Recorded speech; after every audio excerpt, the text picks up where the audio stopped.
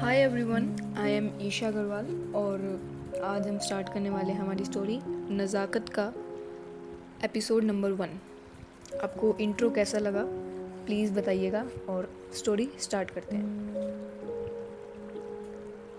Life में दो तरह के लोग होते हैं, एक जो सपनों के पीछे भागते हैं और एक वो जो सरवाइव करने में इतने बिजी हो जाते हैं कि सपने देखना ही भूल जाते हैं।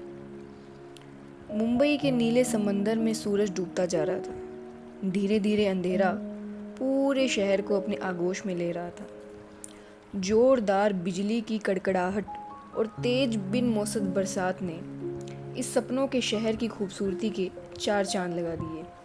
और इसी तेज बारिश में डटकर खड़ी एक बिल्डिंग, 32 फ्लोर्स की ग्लास वॉल से बनी एक बिल्डिंग, जिसके टॉप पर एक ताज की तरह सज रहा था लाइट्स में चमचमाता हुआ उसका नाम पिक्सेल्स डोमिनेशन। क्योंकि रात के 8:30 बज गए थे तो एम्प्लॉयज़ अपना आज का काम पूरा करके अपने अपने घर चले गए। ऑलमोस्ट सभी cubicles, cabins, meeting room, department सब में शांति थी, लेकिन फाइनेंस डिपार्टमेंट के फाइनेंशियल हेड के कैबिन की लाइट्स अभी भी ऑन थी। फाइनेंस डिपार्टमेंट की हेड चेयर पर बैठी थी एक लड़की। Light blue shirt, formal black pants, pencil heel में बैठी वो लड़की जो बहुत ही शांति से उन बूंदों को निहारे जा रही थी। उस कैबिन में इतनी शांति थी कि इकलौती बूंदों के ग्लास वॉल पर गिरने की ही आवाज़ गूंज आ रही थी। गूंज तो उस लड़की के दिल में भी शायद कुछ रहा था, उस तूफान का शोर जो वो अपने अंदर समाये बैठी थी। भले ही वो बाहर से शांत दिख रही थी, लेकिन उसकी आंखें, उसकी वो डीप ब्राउन आइज़ कुछ और ही बयां कर रही थी। वो लड़की कोई और नहीं बल्कि पिक्सेल्स डोमिनेशन की अब तक की youngest and sharpest financial head Swara Talwar थी।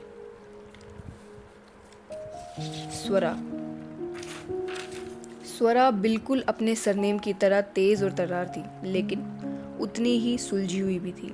उसकी वो ब्राउन आइज़ इतनी शार्प थी और इतनी गहरी कि मीटिंग रूम में बिना एक शब्द बोले भी आधा कन्वर्सेशन तो उसकी आंखें ही कर लिया करती थी। लेकिन इन्हीं आंखों के पीछे छुपे थे कुछ एहसास, कुछ ऐसे एहसास जो शायद स्वरा ही जानती थी। इससे पहले कि इस शांति में वो अपने आप को भूल जाती, एक तेज़ आवाज़ ने मानो उसे नींद से उठा दिया हो। ये आवाज़ स्वरा के मोबाइल फ़ोन की रिंगटोन की थी। उस पर नाम फ्लैश हो रहा था, माही। माही के नाम के साथ साथ एक सनफ्लावर भी था उसके पीछे। एक गहरी सांस लेकर स्वरा ने अपना कॉल रिसीव किया। इससे पहले कि वो कुछ बोल पाती, सामने से एक बहुत ही फेमिलियर और वार्म आवाज़ आती है जिसकी टोन में चिंता साफ थी। रू, वेयर आर यू? पता है माँ कब से तेरे बारे में पूछ रही है। अब तक तो मैंने उन्हें संभाल लिया है, लेकिन अब तो मुझे भी चिंता हो रही है। रात के 10 बज गए हैं यार। बाहर इतनी बारिश हो रही है और इन मैडम को कोई होश ही नहीं है। स्वरा को बिना कुछ बोलने का मौका दिए माहिरा ने एक सांस में सारी बातें बोल दी। माहिरा की बातें सुनकर स्वरा ने जब टाइम को सच में देखा तो रात के 10 बज गए थे। बैठे बैठे कितना टाइम बीत गया स्वरा को भी पता नहीं चला। स्वरा ने ज़ोर से आंखें बंद की और उन्हें खोलते हुए माहिरा से कहा, ओह सॉरी माही, 10 बज गए, पता ही नहीं चला। मैं अभी सब कुछ वाइंड अप करके ऑफिस से निकलती हूँ। स्वरा ने बड़े ही कामली बोला माहिरा को। काफ़ी देर चुप रहने की वजह से उसकी डीप आवाज़ आ रही थी, उसकी आवाज़ काफ़ी डीप आ रही थी। माही कहती है, वेट, बाहर बहुत तेज बारिश हो रही है, मैं और वंशु तुझे लेने आ जाते हैं। स्वरा तुरंत बोलती है, नहीं, उसकी कोई ज़रूरत नहीं है। माँ को इस तरह घर पर अकेला छोड़ना ठीक नहीं होगा, मैं आ जाऊंगी।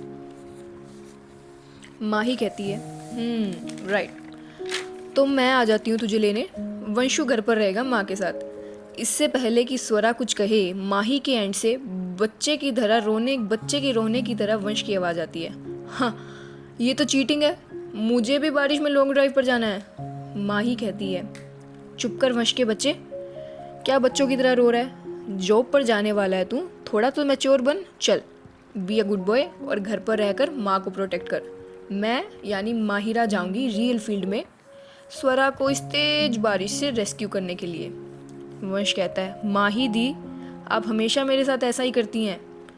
मुझे पता है, मेरे चिप्स और फ्रिज में से मेरी आइसक्रीम निकाल कर भी आप ही ने खाई थी ना, और अभी आप मुझे अपने साथ भी नहीं लेकर जा रही हैं। आने दो स्वरा दी को, आपकी सारे राज खोलूंगा मैं आज उनके सामने।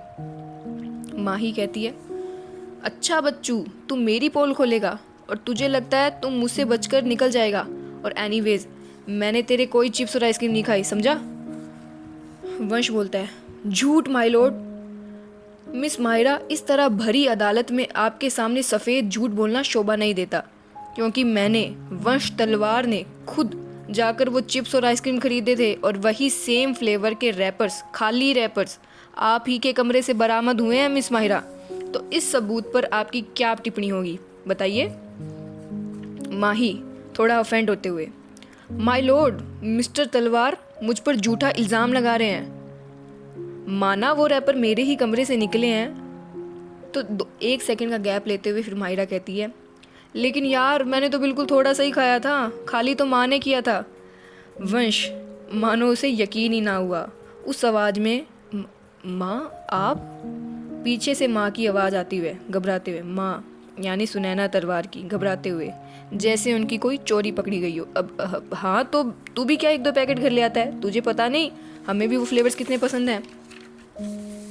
और इसी तरह वंश, माही और माँ, ये तीनों अपनी ही दुनिया में खो जाते हैं और अपने ही वर्ल्ड में भूल जाते हैं कि इनका कॉल अभी भी ऑन है। स्वरा, जो इनकी बातें सुनते हुए अपना सारा ऑफिस का काम बाइंड अप करके, जो ऑलरेडी अपनी गाड़ी में पहुंच चुकी थी, और अपने फ़ोन को गाड़ी के स्पीकर से कनेक्ट कर कर एक कहती है और उन सबको रोकती है, गाइस स्टॉप, मैं ऑलरेडी ऑफिस से निकल चुकी हूँ, किसी को भी मुझे लेने आने की कोई ज़रूरत नहीं है, मैं कुछ ही देर में घर पहुँच जाऊँगी, ओके। माँ, वंश और माही तीनों एक साथ बोलते हैं, ओके। माँ कहती है, बेटा ध्यान से आना, ठीक है। स्वरा कहती है, हाँ माँ। माही कहती है, और गाड़ी ज़्यादा तेज़ मत लाइयो, समझी। स्वरा कहती है, हाँ मेरी दूसरी माँ। वंश धीरे से कहता है, अब मैं क्या बोलूँ, दोनों डायलॉग तो इन्होंने बोल दिए। दी। स्वरा कहती, हाँ हाँ मेरी तीसरी माँ, मैं ध्यान से आ जाऊँगी और गाड़ी भी तेज़ नहीं चलाऊँगी, ओके। और साथ में तुम तीनों के लिए, आप तीनों के लिए चिप्स और आइसक्रीम भी लेते आऊँगी, ओके। तीनों बड़े ही बच्चों की तरह खुश होते हुए कहते हैं, ओके। माही, देखा मैंने कहा था ना, इतनी भी खुड़ूस नहीं है हमारी रूह। स्वरा कहती है, माही। माही कहती है, उप्स। इतना कहकर माही कॉल कट कर देती है। ये था स्वरा का छोटा सा परिवार, जो किसी ना किसी तरीके से स्वरा के अंधेरे की दुनिया में उजाला बनकर आ ही जाते थे। स्वरा के इमोशंस का VIP एक्सेस अभी तक सिर्फ इन 3 लोगों के पास ही था। कॉल कट होने के बाद स्वरा के फेस पर एक छोटी सी स्माइल आ जाती है। वो स्माइल जो आज ही उसकी थकान दूर करने के लिए काफ़ी थी। स्वरा एक बार अपने फ़ोन पर फ्लैश हो रहे माही को नाम देखती है और उस सनफ्लावर को देखती है। वो सनफ्लावर जो शायद माही ने खुद ही स्वरा के फ़ोन में सेव किया था। अपने फ़ोन को एक बार निहारने के बाद स्वरा उसे साइड के पैसेंजर सीट पर रख देती है।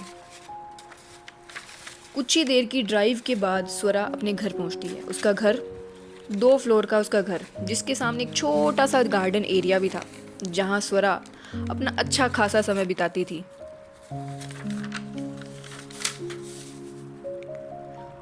उस गार्डन को स्वरा खुद अपने हाथों से मेंटेन किया करती थी। उस गार्डन में कुछ ऐसे फूल भी थे, ऐसे कुछ खास किस्म के फूल थे जो जिन्हें सिर्फ स्वरा ही उगाती थी। स्वरा अपनी ब्लैक SUV जीप कंपस को स्वरा की माहिरा की वाइट टाटा सफारी के साइड में पार्क करके घर के अंदर चली जाती है। उसका घर ज़्यादा बड़ा तो नहीं, लेकिन एक छोटा सा कोजी सा घर था, जिसके लाइट्स अभी भी ऑन थे, क्योंकि शायद उसका परिवार अभी भी उसका इंतज़ार कर रहा था। और ये सोचकर स्वरा के फेस पर एक छोटी सी स्माइल आ जाती है और वो अपने घर चली जाती है। ये थी हमारी तलवार फैमिली, क्यूट सी एक छोटी सी फैमिली। अब उसी समय जब ये सब हो रहा था, ख़राब मौसम के कारण लंदन से मुंबई में आने वाली फ़्लाइट 4 से 5 घंटा डिले हो गई थी। जब फाइनली फ़्लाइट मुंबई लैंड करती है, तो पैसेंजर्स कुछ ही देर में बाहर आने लगते हैं अपने अपने लगेज के साथ। उन्हीं पैसेंजर्स में था एक लड़का जिसके एक हाथ में ट्रॉली बैग और दूसरे हाथ में उसका फ़ोन, जिस पर कंटिन्यूसली उसकी उंगलियां चलती जा रही थी। उसका ओरा, उसकी पर्सनालिटी इतनी हाईलाइटिंग थी कि सभी की नज़रें 1 सेकंड से ज़्यादा तो उसके ऊपर ज़रूर रुक रही थी। शायद ये कोइंसिडेंटल था कि उसने भी straight black pants, blue shirt, boots और जैकेट जो उसकी ट्रॉली पर थी सेम आउटफिट पहना हुआ था। कॉन्फिडेंस और अपने इस अटायर के साथ वो अपनी आंखों पर शेड्स भी लगाया था। शेड्स एयरपोर्ट में शायद वो अपनी इन आंखों में कुछ छुपाना चाहता था। वो आगे बढ़ ही रहा था कि एक लड़की अनजाने में उससे टकरा जाती है, जिससे ईशान का फ़ोन उसके हाथ से छूटकर नीचे गिर जाता है। वो लड़की भी गिरने ही वाली होती है कि ईशान उसे पकड़ लेता है। 2 सेकंड के eye contact, of course not with Ishaan क्योंकि उसने शेड्स लगा रखे थे। ईशान उसे लड़की को सही से खड़ा करता है, अपना फ़ोन उठाता है और ख़ुद भी सीधा खड़ा होकर उस लड़की को देखता है। वो लड़की ईशान की पर्सनैलिटी से ऑलरेडी काफ़ी इम्प्रेस लग रही थी। वो लड़की कहती है, हाय आई एम सिया, आगे हाथ बढ़ाकर अपना। ईशान हैंडशेक करते हुए अपनी वही चार्मिंग और फ्लर्टी वॉइस में बोलता है, ईशान। सिया, सॉरी एक्चुअली मैं काफ़ी जल्दी में थी तो मैंने आपको देखा नहीं और आपसे टकरा गई और अब मेरी वजह से आपका फ़ोन भी गिर गया, I am sorry and also thank you, आपने मुझे गिरने से भी बचाया। ईशान कहता है, oh it's okay, don't be sorry, दरअसल गलती मेरी है। इतनी सुंदर लड़की मेरे सामने से आ रही है और मेरी प्रायोरिटी मेरे फ़ोन में थी, दैट्स नॉट गुड ना। ईशान की फ्लर्टिंग से सिया हंसती है और इसी तरह सिया और ईशान फ्लर्टिंग का सिलसिला आगे बढ़ाते हैं। कुछ ही देर बाद उनके नंबर्स एक्सचेंज हो जाते हैं और सिया ईशान को बाय बोलकर चली जाती है। ईशान भी एयरपोर्ट से बाहर की तरफ आने लगता है। आकाश, जो काफ़ी देर से ये सब देख रहा था, अपने चेहरे पर एक छोटी सी स्माइल लाकर अपना हल्के से सर हिलाता है, मानो मन ही मन कह रहा हो कि ये नहीं सुधरेगा। ईशान आकाश को स्पॉट करते ही उसकी ओर बढ़ने लगता है। दोनों एक दूसरे को कस कर गले लगाते हैं और आकाश गले लगे ही ईशान से कहता है, फाइनली 9 साल बाद घर वापसी हो ही गई जनाब की। ईशान थोड़ा सॉफ्टली और डीप मीनिंग के साथ कहता है, फाइनली। दोनों हक ब्रेक करते हैं। आकाश देखता है कि ईशान ने शेड्स लगा रखे हैं। आकाश 2 सेकंड तो उन शेड्स को देखता है, लेकिन बिना कुछ कहे आकाश सीधा ईशान की आंखों से उन्हें उतार देता है। आकाश इतनी जल्दी एक्शन लेता है कि ईशान को रिएक्ट करने का मौका ही नहीं मिलता। ईशान थोड़ा ऑफेंड साउंड करते हुए कहता है, अकी what is wrong with you, ला वापस कर मुझे। आकाश ईशान को रोकते हुए सॉफ्टली कहता है, ईशू प्लीज़, तुझे क्या लगता है इन शेड से तू अपनी आंखों को बचा लेगा, अपने आप को बचा लेगा? होगा तू चार्मिंग, फ्लर्टी, हैंडसम डूड अपने उन हार्वर्ड यूनिवर्सिटी की लड़कियों के लिए, जो हमेशा हंसता रहता है, जो हमेशा अपनी स्माइल से रोशनी कर देता है। लेकिन शेड्स के पीछे वाले ईशान को मैं जानता हूँ कि क्या है वो। ईशान, आकाश थोड़ा अपनी आवाज़ को और सॉफ्ट करते हुए कहता है, ईशू थकता नहीं है तू? आकाश 5 सेकंड का पोज लेता है। इन 5 सेकंड में ईशान और आकाश का एक डीप आई कांटेक्ट होता है। इस दौरान शायद यहाँ वो बातें हो जाती हैं जो शायद कभी शब्दों में ना हो पाती। ये अनकहे एहसास इतने स्ट्रॉन्ग थे कि दोनों ही इसकी गंभीरता और इसकी गहराई को समझ रहे थे। आकाश आई कांटेक्ट मेंटेन किए हुए ही ईशान को कहता है, ईशू जान है तू मेरी, मेरे सामने तुझे इन पर्दों की ज़रूरत नहीं है। ईशान की वो ब्यूटीफुल डार्क आइज़ अपने आप सॉफ्ट हो जाती हैं। वो आई कांटेक्ट ब्रेक करते हुए साइड में देखता है और धीरे से हाँ में सर हिलाता है। ये देखकर ईशान एक बार फिर आकाश को गले लगा लेता है, लेकिन इस बार इन दोनों की आंखें बंद हो जाती है और कुछ डीप इमोशंस होते हैं इन दोनों के। ईशान को 9 साल बाद इस हक की शायद बहुत ज़रूरत थी। असल मायने में तो ईशान की घर वापसी अब हुई थी।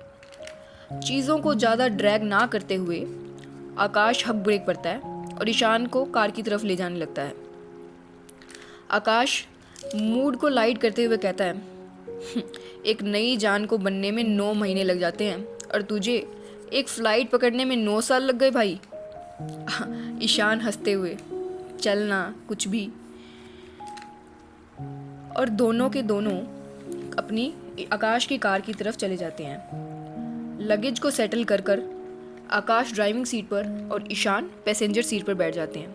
आकाश साइलेंस को तोड़ते हुए कहता है, धीरे से कहता है, तो फिर घर, या इससे पहले कि वो अपने शब्द पूरे कर पाता, ईशान धीरे से कहता है, पार्क में, और विंडो से बाहर देखने लगता है। आकाश कुछ समझकर अपना सर हाँ में हिलाता है और गाड़ी स्टार्ट कर देता है। ईशान पैसेंजर सीट से अपना सर टिकाकर उन गुजरती हुई बिल्डिंग्स को, उन गुजरती हुई राहों को देखने लगता है और अपनी आंखें बंद कर लेता है। आंखें बंद कर कर वो एक ऐसे जोन में चला जाता है और अपने आप ही एक धुन गुनगुनाने लगता है। वो धुन जो शायद ईशान के साथ कुछ अलग ही किस्म से कनेक्टेड थी। गाड़ी के अंदर का माहौल कुछ ऐसा था कि मानो उठती हुई लहरों को उनका किनारा मिल गया हो। जैसे ही ईशान की वो धुन पूरी होती है, वैसे ही गाड़ी एक बड़े से पार्क के सामने आकर रुकती है। वो पार्क बहुत ही सुंदर, जहाँ अलग अलग किस्म के फूल, पेड़ पौधे लगे थे। क्योंकि अभी सुबह के 6 बज गए थे, तो सूरज की किरणें अपनी दस्तक देती थी। रात की बारिश की बूंदें इन किरणों में जैसे मोतियों की तरह चमक रही थी। ईशान बड़े ही भावुक नज़रों से उस पार्क को देखता है और उसमें एक एक चीज़ को बड़ी ही गौर से देखने लगता है और उसमें घूमने लगता है। 20 मिनट तो सिर्फ ईशान उस पार्क में ऐसे ही घूमता है। 20 मिनट के बाद ईशान एक स्कल्पचर यानी एक मूर्ति के सामने जाकर खड़ा हो जाता है, जो उस पार्क में ही बनी थी, और उसे बड़ी ही गहरी नज़रों से देखने लगता है। उस मूर्ति को देखते हुए ईशान की आंखें लाल हो जाती हैं और उसका फेस काफ़ी ही डीप इमोशंस में भर जाता है। और उस मूर्ति को धीरे से छूते हुए ईशान कुछ कहने लगता है।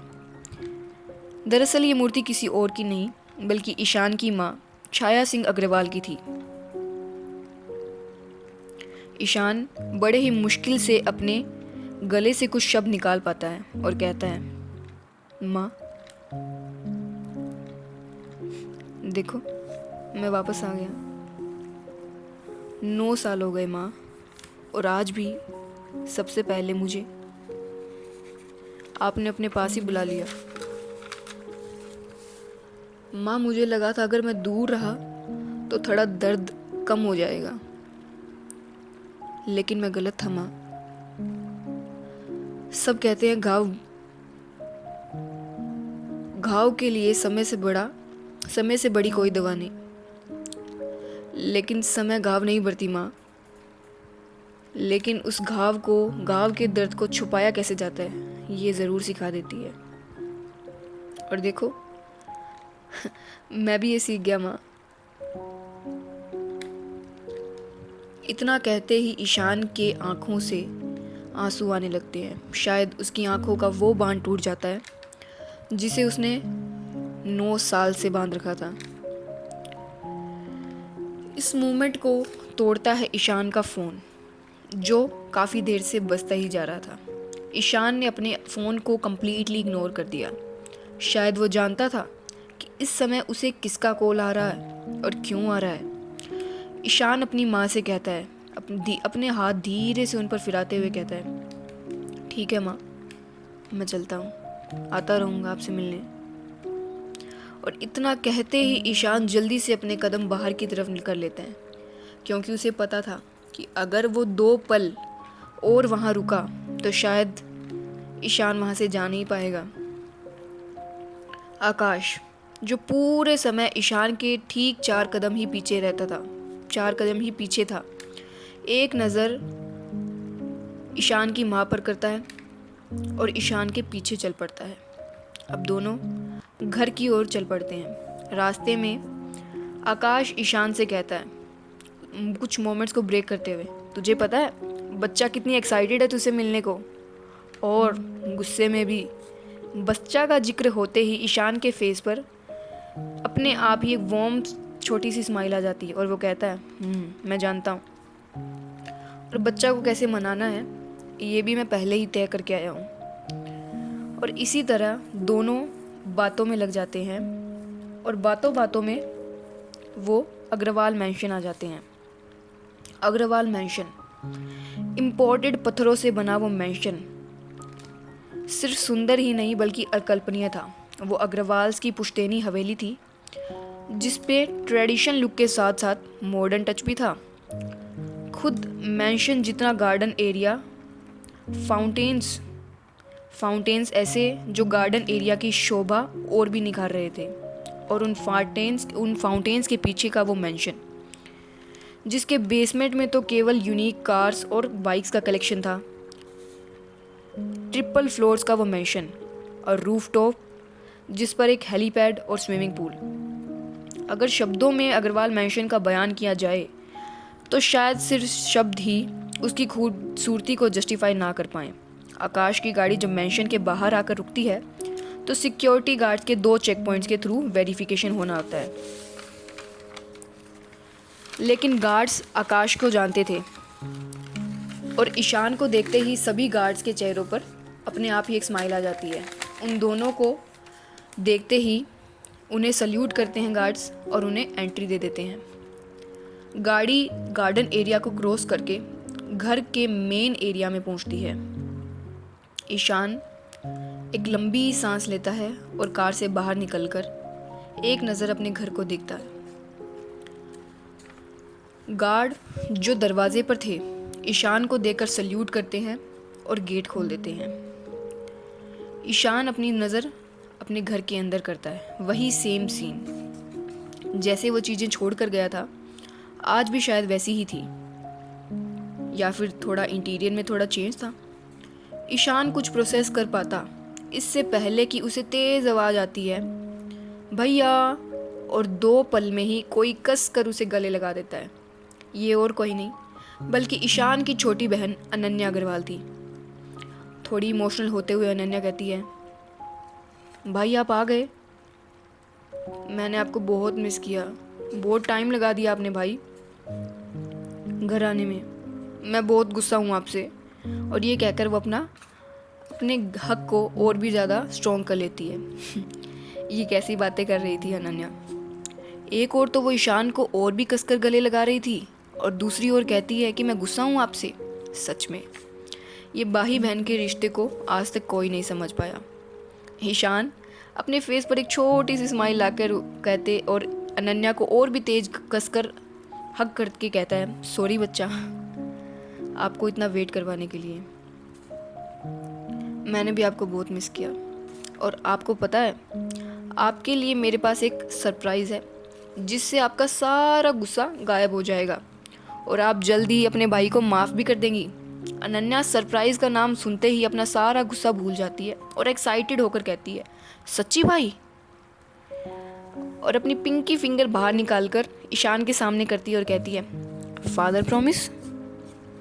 ईशान अपनी प्यारी सी बहन को एक नज़र देखता है और ढेर सारा प्यार भर के अपनी पिंकी फिंगर अनन्या की फिंगर से जोड़कर कहता है फादर प्रॉमिस।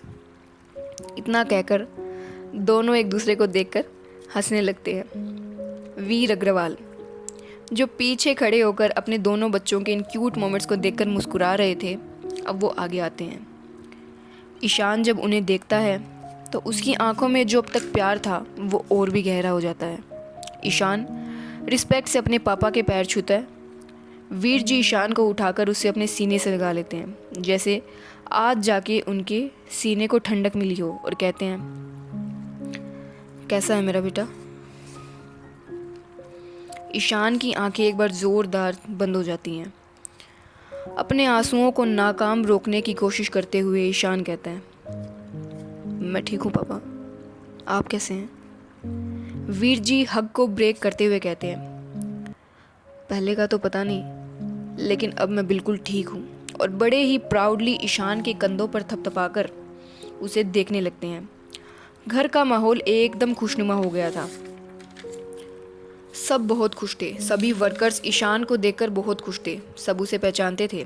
सबके चेहरे पर एक अलग ही किस्म की खुशी थी, यहाँ तक कि ईशान का पेट डॉग लॉलीपॉप इतनी देर से जो सो रहा था, घर में हलचल महसूस करते ही उठ गया और ईशान को देखते ही पहचान गया और सीधा ईशान पर चढ़ाई कर दी और ज़ोर ज़ोर से अपनी पूंछ हिलाकर ईशान के फेस को चाटने की कोशिश करने लगा। ईशान ये सब देखकर लॉलीपॉप की लेवल पर आता है और सॉफ्टली अपना हाथ लॉलीपॉप की बॉडी पर रब करने लगता है और हंसने लगता है।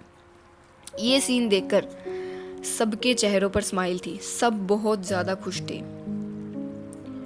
सब इतने खुश थे कि इतने में ही किसी की कदमों की आहट होती है। शायद ये आवाज़ सभी पहचानते थे। सब एकदम चुप हो गए। घर में एकदम फिर से सन्नाटा हो गया। यहाँ तक कि लॉलीपॉप को भी कुछ अलग लगा और वो भी शांत हो गया। ये और किसी की नहीं बल्कि ईशान की दादी मीरा अग्रवाल के कदमों की आहट थी। घर में सब उनकी बहुत रिस्पेक्ट करते थे। सिर्फ घर में ही नहीं बल्कि मीरा अग्रवाल का जगह जगह बोलबाला था। वो आते ही लिविंग रूम में हो रही सीन को देखती हैं और समझ जाती हैं कि यहाँ क्या हो रहा है। वे ईशान को एक ठंडी नज़रों से देखती हैं और कहती हैं, बड़े ही सख्त लहजे से ईशान से कहती हैं, आ गए ईशान? घर आने में इतनी देर कैसे लग गई? तुम्हारी फ्लाइट तो बहुत पहले ही लैंड होने वाली थी ना। ईशान के फेस पर जो अब तक खुशी थी वो मानो कहीं गायब हो गई हो। वो अपने आप को थोड़ा संभाल कर कहता है, दादी वो फ्लाइट डिले हो गई थी बारिश के कारण, इसलिए थोड़ा लेट हो गया। मीरा जी कहती हैं, ठीक है, अगर मेरे कहे मुताबिक प्राइवेट चॉपर से आते तो शायद इतना लेट नहीं होते। खैर, अब तुम आ ही गए हो तो जाओ अपने कमरे में और फ्रेश होकर आओ। हमारे साथ ब्रेकफास्ट करो, कुछ बात करनी है तुमसे।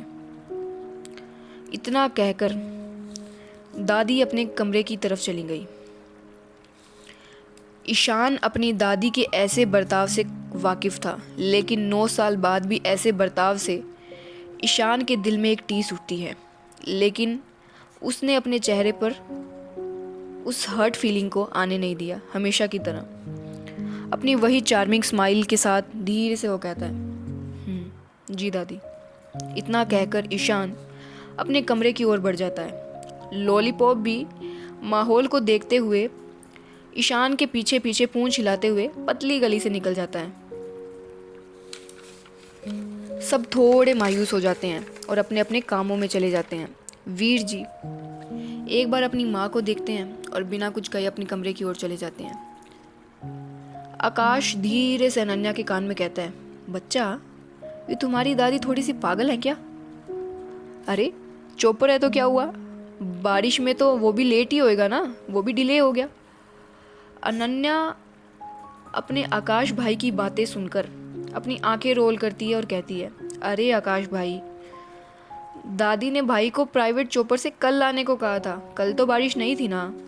अगर भाई को अकेले प्राइवेट चॉपर में बोर ना होता तो भाई कल ही आने वाले थे। लेकिन आपको तो पता है ना भाई का, वो इकोनॉमी क्लास में लोगों के बीच अकेला महसूस नहीं करते, इसलिए वो चॉपर से ज़्यादा फ़्लाइट्स को प्रेफरेंस देते हैं। और एनीवेज फ़्लाइट में एयर होस्टेस भी तो होती हैं, तो उन्हें उनकी प्रेजेंस में बोर फील नहीं होता। समझे मेरे बुद्धू भाई? आकाश थोड़ा हंसते हुए हाँ समझा। और अनन्या की बात को प्रोसेस करते हुए 1 सेकंड बाद बोलता है, 1 सेकंड, क्या बोला तूने मुझे? इतना कहकर आकाश अनन्या को पकड़ने की कोशिश करता है, लेकिन अनन्या इतनी देर में भाग जाती है और जाते हुए आकाश को चिढ़ा देती है। आकाश अपना सर हिलाता है ना में और हंसते हुए बाहर की तरफ चला जाता है और मन ही मन कहता है, ये दोनों बहन भाई कभी नहीं सुधरेंगे। ये थी हमारी ईशान की फैमिली, जो काफ़ी अलग थी। और इसके अंदर आगे क्या होता है देखते हैं। ईशान जो अब ऊपर की तरफ अपने रूम की तरफ बढ़ता है, तो रास्ते में उसे वो सब मेमोरीज़ का रिपीट टेलीकास्ट होने लगता है, जिन्हें जीने में शायद ईशान को 9 साल लग गए। कुछ अच्छी मेमोरीज़, कुछ ऐसी जो ईशान को फिर से वही टीनेजर वाली फील करवाए। ईशान के फेस पर एक छोटी सी जेन्युइन स्माइल आ जाती है। वो इन सभी पलों को जीते हुए अपने रूम के बाहर आ जाता है, वही रूम जो 9 साल पहले उसका था। ईशान जैसे ही अपने रूम का दरवाज़ा खोलता है, दरवाज़ा खुलते ही मानो यादों की गुल्लक खुल गई हो। उसका रूम जैसे 9 साल पहले था, आज भी वैसे ही था। जैसे किसी ने रोज़ साफ सफाई तो करवाई हो, लेकिन एक भी चीज़ इधर से उधर नहीं हुई थी। ईशान लॉलीपॉप के साथ अपने कमरे में आता है। उसका लगेज ऑलरेडी वहीं पर था। ईशान अपने बेड पर बैठता है और लॉलीपॉप से कहता है, रूम देखकर लगता है कि कुछ भी नहीं बदला। वही पोस्टर्स, वही वाइब्स, लेकिन इसमें रहने वाला वो इंसान, क्या वो भी वैसा ही है पहले जैसा?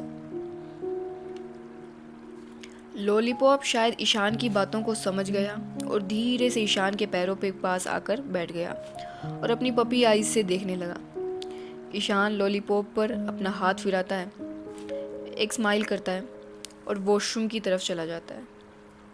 फ्रेशन अप होकर कुछ ही देर बाद ईशान एक टाल में आता है। उसकी बॉडी इतने सालों के वर्कआउट की मेहनत साफ झलका रही थी उसकी बॉडी पर। ईशान अपने लगेज की तरफ जाता है और एक बेज कलर का ट्राउज़र और एक बैगी टी शर्ट पर निकाल कर पहनता है। अपना सिग्नेचर परफ्यूम लगाता है और बैलों को सेट करने लगता है। ईशान मिरर में एक बार अपने लुक को देखता है। उसका लुक कैजुअल्स में किसी डैशिंग हीरो से कम नहीं था, और ऊपर से उसकी वो प्लैटिनम चेन जो उसके पूरे लुक में 4 चांद लगा रही थी। ईशान अपने आप को देखता है और मुड़कर अपने बैग में से कुछ निकालता है, कुछ ऐसा जो शायद वो किसी के लिए लाया था, और बच्चा की रूम की तरफ बढ़ जाता है। तो ये था हमारा एपिसोड नंबर 1। आपको कैसा लगा प्लीज़ बताइएगा। कोई भी इसमें आपको प्रॉब्लम लगी तो उसको बताइएगा। डू लेट मी नो अगर आपको इसमें कुछ चेंजेस चाहिए, कुछ आपकी सजेशंस है, प्लीज़ मुझे बताइएगा। और आई रिक्वेस्ट कि आप इतनी जल्दी स्टोरी को जज ना करें, इसको थोड़ा टाइम दें, थोड़ा कुछ एपिसोड्स इसको सेटल होने में टाइम दें। आई बिलीव कि आपको ये स्टोरी काफ़ी पसंद आएगी और आपके टेस्ट को भी सूट करेगी। Thank you so much.